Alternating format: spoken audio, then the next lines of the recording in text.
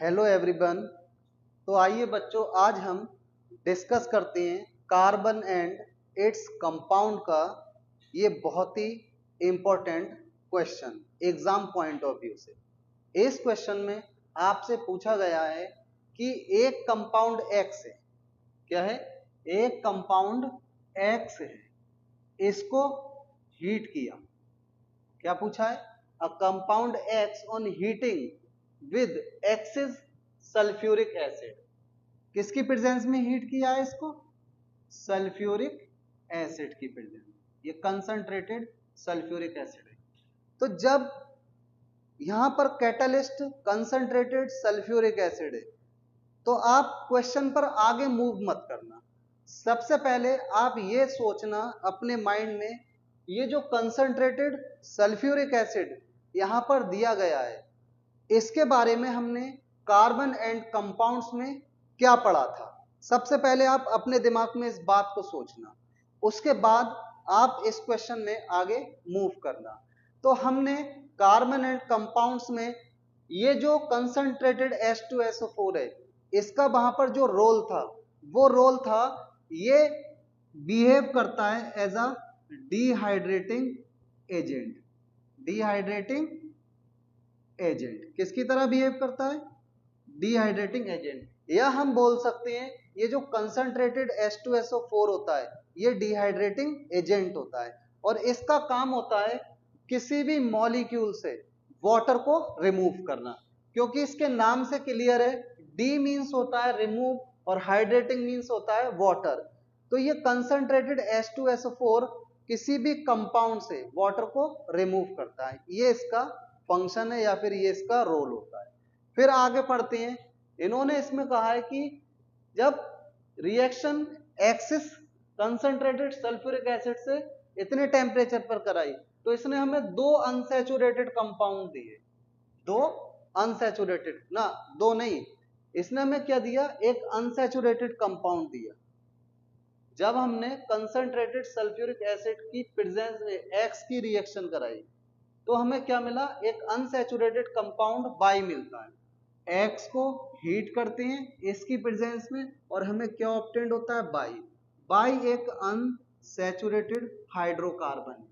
फिर उसके बाद लिखा है x also react with sodium metal. ये जो एक्स है, ये सोडियम मेटल से रिएक्ट करता है। Sodium metal to evolve a colourless gas Z। जब X की रिएक्शन सोडियम मेटल से कराई, तो एक कलरलेस गैस Z ऑब्टेन्ड हुई। ठीक है? तो इन्होंने कहा है कि X, Y और Z यहां पर क्या है। तो सबसे पहले हम देखते हैं ये जो कंपाउंड X है, X यहां पर आपका होगा इथेनॉल, CH3 CH2OH। ये हो गया आपका इथेनॉल। ये क्या है? X है।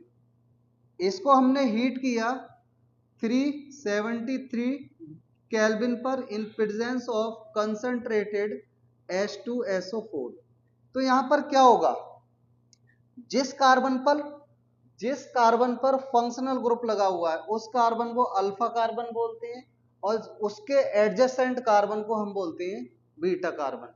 तो यहां पर ये जो OH होगा, ये बीटा कार्बन पर जो हाइड्रोजन लगा हुआ है, वहां से एक हाइड्रोजन लेकर और वाटर की फॉर्म में रिमूव हो जाएगा। तो इस तरीके से वाटर रिमूव हो गया। तो अब यहां पर क्या बचा? पहले CH3 था, अब बचा यहां पर CH2। तो हमने क्या लिख दिया? CH2।